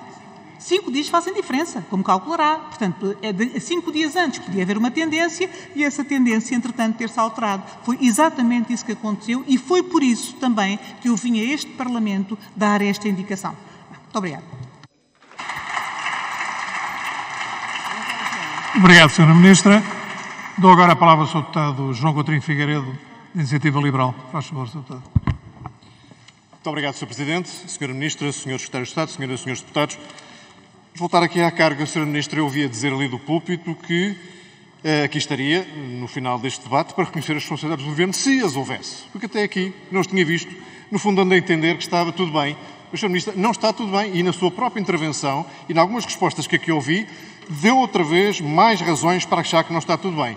A começar, e vou insistir nisto, o relatório que indica a taxa de entrega dos boletins nesta segunda edição das eleições aponta entre 72% e 99%. Estes 27% não é um menos, são 260 ou 270 mil pessoas que aqui estão envolvidas e que podem não ter recebido o boletim. É preciso rigor neste número, qual é e quando é que se vai saber exatamente que pessoas receberam ou não. E disse que, relativamente às eleições de 2019, nos mesmos moldes, o relatório de não entrega de boletins foi já entregue, não foi discutido e deu agora aqui alguns dados sobre os motivos pelos quais não terão sido recebidos na altura os boletins, um problema que agora terá eventualmente piorado nesta segunda edição. E a pergunta que eu quero fazer é o que é que foi feito de 2019 para 2022 para obviar aos motivos que, entretanto, foram identificados no relatório anterior. Depois deixou cair, durante a sua intervenção, a menção ao voto eletrónico na comunidade, no Conselho das Comunidades, sem dar a entender se era favorável ou não. Agora acrescentou um pouco mais, tem dúvidas sobre a segurança e acredita que a tecnologia vai evoluir, mas o que é facto é que países muito mais evoluídos do que nós já tentaram o voto eletrónico, recuaram ou abandonaram essas tentativas e a única esperança que, em termos tecnológicos, parece haver é que a tecnologia blockchain possa ajudar a haver uma solução. Mas, neste momento, migrar para sistemas tecnológicos, e a Iniciativa Liberal não é certamente suspeita de não aderir às novas tecnologias, mas estamos muito longe de poder considerar um método seguro. E um aspecto que ainda na semana passada, no dia 8, soubemos que a Comissão Nacional de Eleições... Chama a atenção para o tempo, Sr. Vou concluir, Sr. Presidente. A Comissão Nacional de Eleições vai dar instruções a dizer que devem ser aceitos os votos, mesmo que tenham carimbo postal posteriores ao dia 12 de março. São informações opostas ao que estão no portal do eleitor e naquelas que tinham sido dadas anteriormente, dando mais um aso a uma eventual impugnação. Porquê? Não sabemos, Sra. Ministra, e, portanto, é por isso lhe digo que há responsabilidades do Governo e há muito a aprender com este processo. Muito obrigado, Sr. Deputado. Sra. Ministra, faz favor, de novo, tem a palavra. Sr. Deputado Coutinho de Figueiredo, eu acho que não basta afirmar que há responsabilidades do Governo, é preciso fazer a demonstração. E Vossa Excelência, infelizmente, não fez. Disse várias coisas, falou dos assuntos mais avulsos, desde a votação eletrónica, da posição que eu tinha ou não tinha sobre a votação, sobre a questão da avaliação feita, do relatório feito relativamente a 2019, sobre as ações que eventualmente foram praticadas ou não, e eu, como disse há bocadinho, não tive tempo, mas tenho aqui o documento a explicar tudo aquilo que foi feito desde 2019, ou seja, tem havido um processo de aprendizagem contínuo e de procura efetiva, e estou a ser completamente genuína. Eu estou no Ministério da Missão Interna por um período absolutamente transitório, estou a trabalhar com pessoas que nunca antes tinha visto, que não conhecia e que fizeram um trabalho extraordinário. E é isso que me custa, chegar aqui ao Parlamento e, por razões meramente de tática política, ouvir as maiores críticas a estas pessoas. Isto não pode ser, Sr. Deputado, não pode ser, tem que se deixar disto. Quer dizer, podem fazer as críticas que quiserem, mas procurem ser justos, procurem ser minimamente objetivos. Esta estrutura, ninguém disse que estava tudo bem. Nunca ninguém dirá que está tudo bem. Agora, aquilo que eu digo é que o fundamento da minha chamada a este Parlamento, e os senhores sabem qual foi, no fundamento, o Governo não está absolutamente de fora. O Governo não tem rigorosamente nada a ver com as razões que determinaram a repetição da votação no Círculo Eleitoral da Europa. E, portanto, nessa perspectiva, não vejo como dizer-me que não retiro responsabilidades. É óbvio que eu retiro responsabilidades quando digo que há seguramente fatores a melhorar. Há elementos em que se pode melhorar. Agora, relativamente a este imbróglio que resultou na decisão do Tribunal Constitucional, pelo amor de Deus, resolvam-se. O Sr. Deputado esteve nos acordos, ou alguém em sua representação. E, portanto, talvez seja melhor conversarem entre vós para assumirem responsabilidades, em vez de as atirarem para o Governo já agora. Não é? Sra. Ministra, tenho estado a evitar e devia ter evitado. Muito obrigado, Sra. Ministra. Tem agora a palavra o Sr. Deputado Pedro Delgado Alves, do Partido Socialista. Faz favor. Muito obrigado, Sr. Presidente, Sra. Ministra, Sr. Secretário de Estado. Este debate, agora que nos aproximamos da reta final, é, acima de tudo, uma oportunidade perdida pelo PSD, que o requereu para explicar aos eleitores e aos nossos imigrantes os seus zigue-zagues e a situação em que colocaram o país a ter que aguardar quase 2 meses para ver concluído um processo eleitoral. O que tivemos hoje, num dia cheio de poeira no ar, é mais uma tentativa de pôr ainda mais poeira nos olhos dos nossos imigrantes. Eu acho que chega de falta de rigor e falta de capacidade de olharmos os problemas como eles se colocaram verdadeiramente. Vejamos, o PSD acordou primeiro em não impugnar as decisões que viessem a ser tomadas. Não se trata de alterar a lei por uma reunião à socapa. Trata-se apenas dos partidos dizerem que não vão exercer o seu direito de impugnação em circunstâncias que todos sabemos. Não foi possível alterar a lei a tempo, havia caminhos que estavam em curso, mas a Assembleia foi dissolvida, como é sabido. Depois disso, mudaram de ideias no arranque da contagem, pondo em causa aquilo que era, de boa fé, um compromisso assumido por quem tinha estado presente nessa mesma reunião. Depois, de seguida, protestou e reclamou nas mesas e na mesa de apuramento geral. Mas depois, e aqui sim, como já foi referido pelo Sr. Deputado André Ventura, tentou retirar os protestos que apresentou. E aqui uma precisão. Quem tentou retirar os protestos foi o PSD. Foi o único que protestou. Já agora não tente meter no mesmo saco quem não se confunde. PS e PSD não estão no mesmo patamar. Obviamente o Partido Socialista não podia retirar reclamações, precisamente porque as não tinha apresentado. O PSD, nessa mesma noite, e tem passado despercebido, e se o Sr. Deputado tiver a oportunidade, pode fazer lá a comunicação social quando sair, explica ou não, diga ou não se é verdade, que o PSD, arauto da moralidade neste debate, tentou ou não recuar e deixar fora da agenda os protestos e as reclamações que tinha apresentado. Depois disso ainda, dualidade novamente. Impugnamos os resultados num círculo eleitoral, mas no outro já não. Apresentamos queixa-crime, vamos ao ponto de pôr em causa a honorabilidade das pessoas que estão nas mesas e que da República deviam ter apenas um agradecimento e não o achincalhamento que o PS lhes colocou, e trata mais uma vez diferentemente, porque aparentemente a colocação dos votos numa determinada circunstância é merecedor de uma queixa-crime e no outro, enfim, ficamos caladinhos porque ganhámos o resultado, porque ganhámos a eleição e, portanto, nesse caso não nos vamos atravessar por aquilo que aparentemente seria a nossa moralidade na defesa destes resultados. Acima de tudo, este debate, da parte dos partidos que o encararam seriamente, passa coletivamente por um pedido de desculpas às comunidades que viram a impossibilidade do seu voto ser contado. E todos, porque não fomos a tempo de alterar a lei, assim devemos fazer. Mas essa humildade que aqui temos não significa que não se tenha tentado evitar o dano maior, e o dano maior, de facto, foi que esses votos não tenham sido contados, e tanto quanto possível, foi com boa fé, todas as pessoas que estiveram na mesa tentaram assegurá-lo. todos os votos expressos tivessem sido contados. Não foi possível. Teremos uma legislatura que se abre para corrigir na lei os aspectos que será necessário corrigir, mas, acima de tudo, no debate de hoje, o tal pedido de desculpas e a explicação que o país devia sobre o caos em que nos encontramos e que é imputável diretamente ao Partido Social Democrata, deveria ter tido uma explicação diferente neste debate.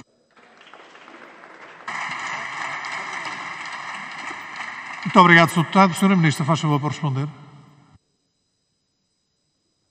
Muito obrigado, Sr. Presidente. Muito obrigado, Sr. Deputado. Basicamente, aquilo que esteve aqui em causa foi uma discussão em torno das, digamos, do que está por trás deste resultado. Eu queria apenas dizer que é lastimável porque, efetivamente, nós tínhamos tido aqui um nível de participação nunca antes havido, muito significativa num contexto de grande dificuldade e que, num certo sentido, quebramos a confiança dos nossos concidadãos ao conseguir que a votação tivesse de ser repetida.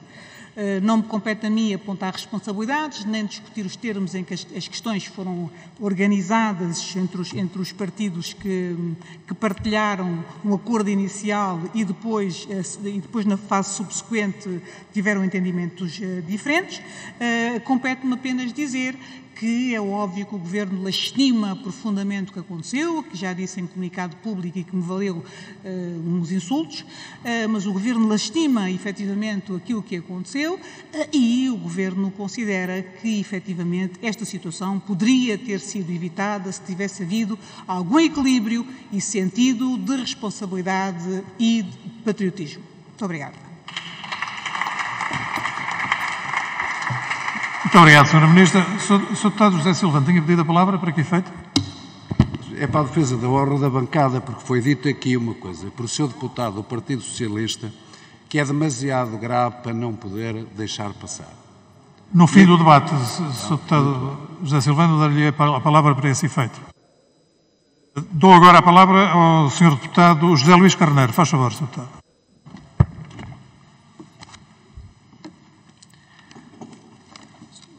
Sr. Presidente, Senhoras e Senhores Deputados, neste processo de repetição das eleições no Círculo da Europa, se há quem não merece reparo, são certamente os nossos compatriotas que votaram e que votaram em número que nunca tinham votado e que viram os seus votos anulados e desconsiderados.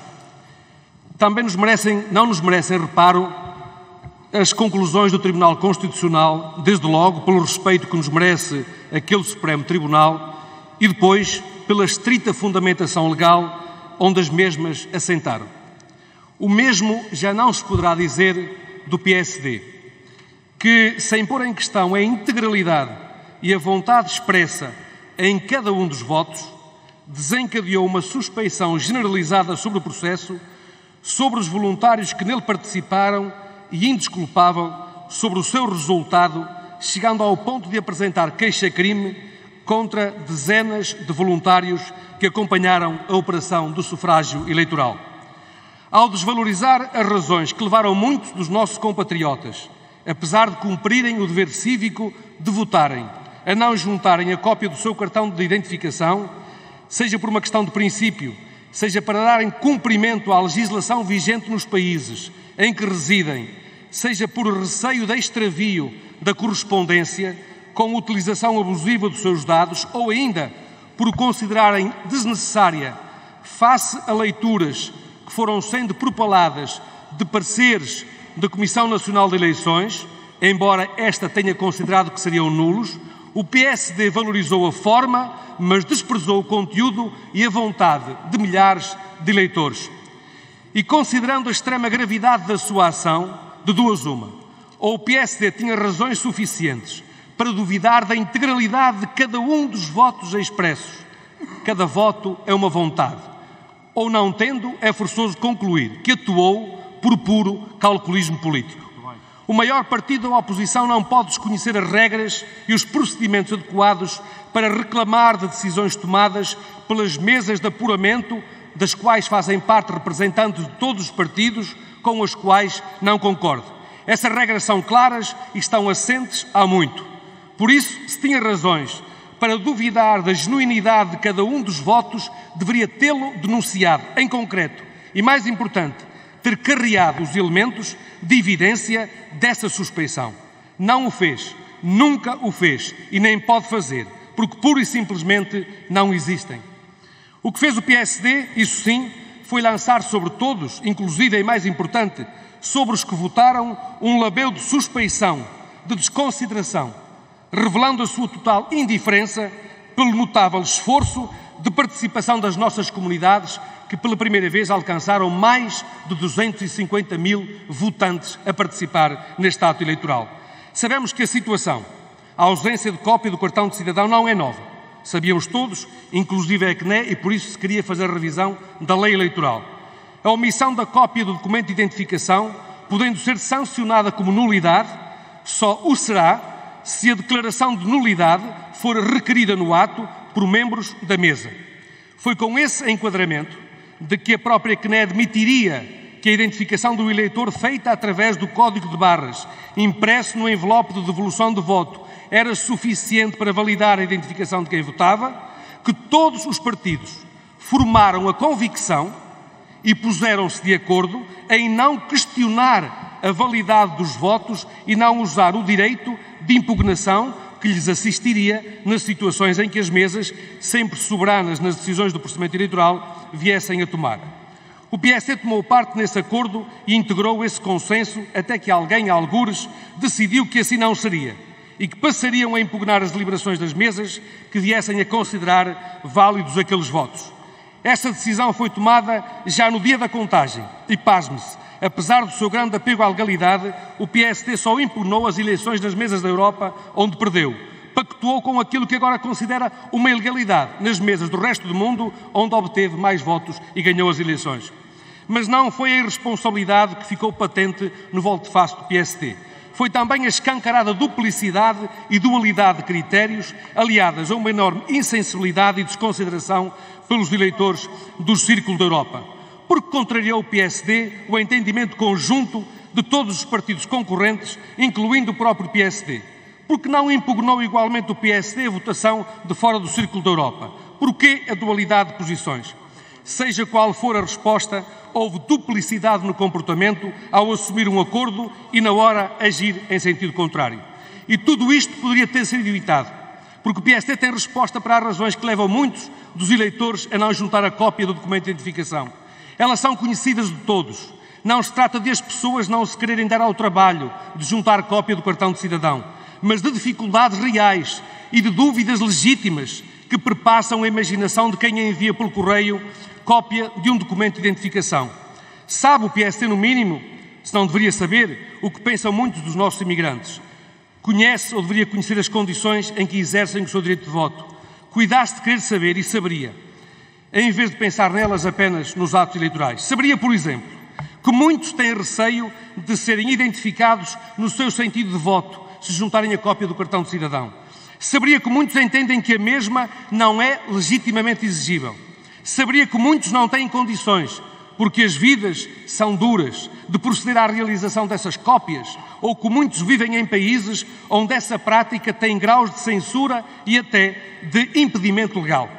Tudo isto o PSD sabe, ou poderia saber se cuidasse de saber, mas queremos que sabe. Do nosso lado, o Partido Socialista, e embora alheios ao sucedido, fica de novo o pedido de desculpa, já formulado pelo Primeiro-Ministro, e o compromisso de total empenhamento com as soluções legais que venham impedir a repetição desta desconsideração de milhares de votos. Vou terminar, Sr. Presidente. Em nome do interesse do país, apelamos à responsabilidade de todos os partidos na futura recepção, descarga e validação do ato eleitoral para servir a comunidade nacional que está aqui, mas também está no estrangeiro. Disse.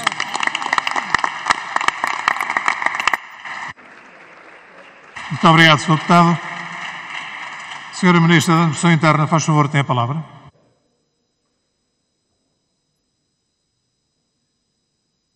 Muito obrigada, Sr. Presidente.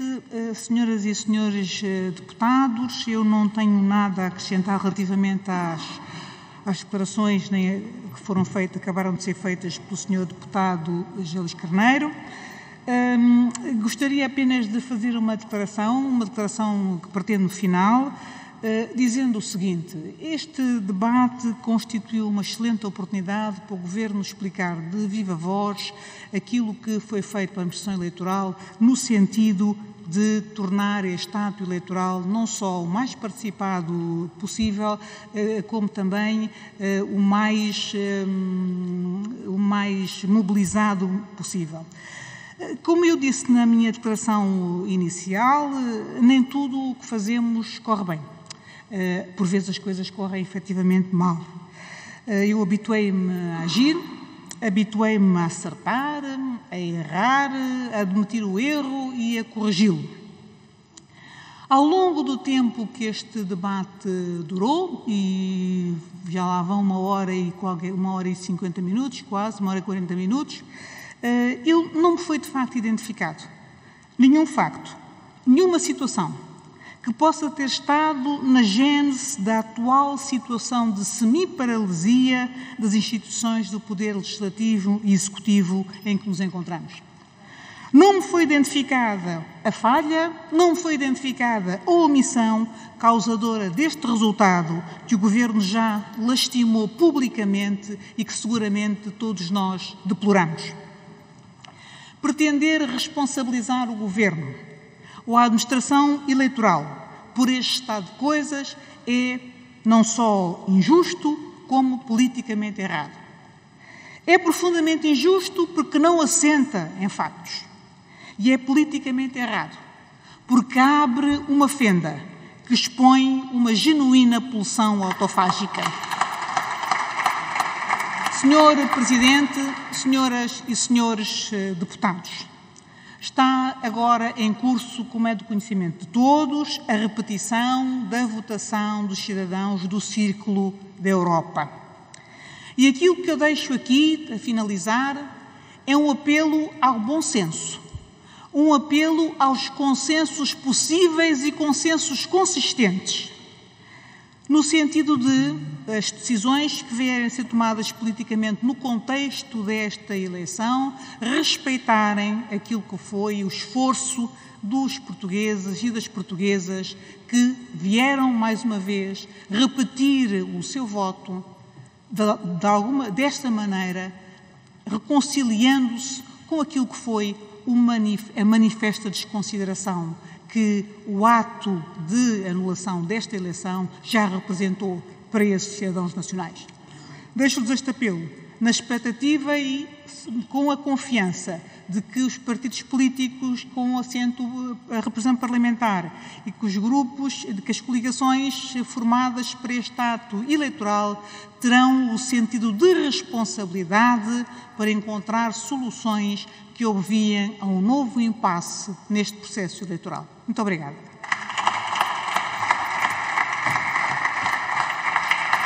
Muito obrigado, Sra. Ministra. Dou agora a palavra ao Sr. Deputado José Silvano, do PSD, para a defesa da honra da bancada. Faz favor, Sr. Deputado. Sr. Presidente, é a defesa da honra porque o deputado Pedro Delgado Alves fez aqui uma afirmação de que o PSD tentou retirar a impugnação que teria feito nas mesas de voto.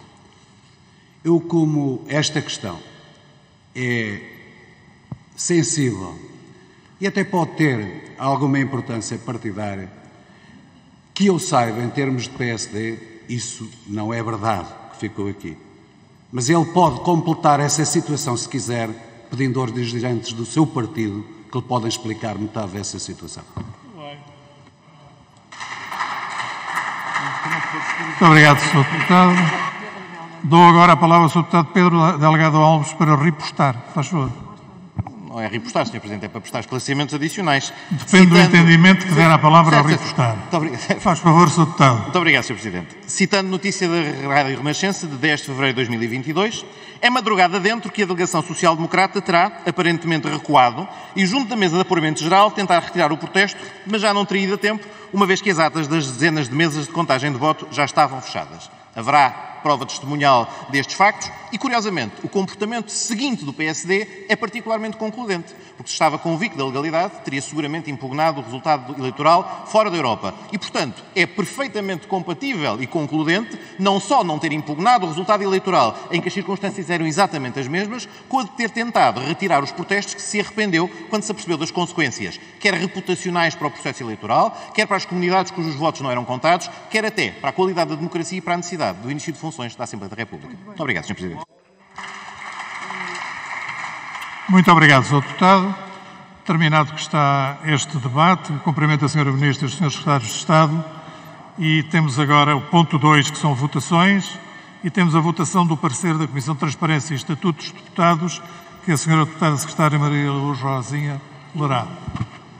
Muito obrigada, Sr. Presidente. Da Comissão de Transparência e Estatuto dos Deputados chegou-nos um parecer no sentido de autorizar o Sr. Deputado Hugo Alexandre Polido Pires a prestar depoimento por escrito como testemunha no âmbito dos autos em referência anexos. Muito obrigado, Sra. Deputada. Quem vota contra? Quem se abstém? Aprovado por unanimidade. Passarei agora a ler a agenda para o próximo dia 22, mas em primeiro lugar dizer que haverá conferência de líderes neste dia 22, às 11 horas da manhã. A agenda é a seguinte: debate preparatório do Conselho Europeu, a realizar nos dias 24 e 25 de março, com a participação do Primeiro-Ministro, ao abrigo do alineado número 1 do artigo 4º da Lei de Acompanhamento, Apreciação e Pronúncia pela Assembleia da República no âmbito do processo de construção da União Europeia. É este o ponto único da agenda do próximo dia 22, às 15 horas. Srs. Deputados, podemos dar por encerrados os trabalhos. Muito obrigado e boa tarde.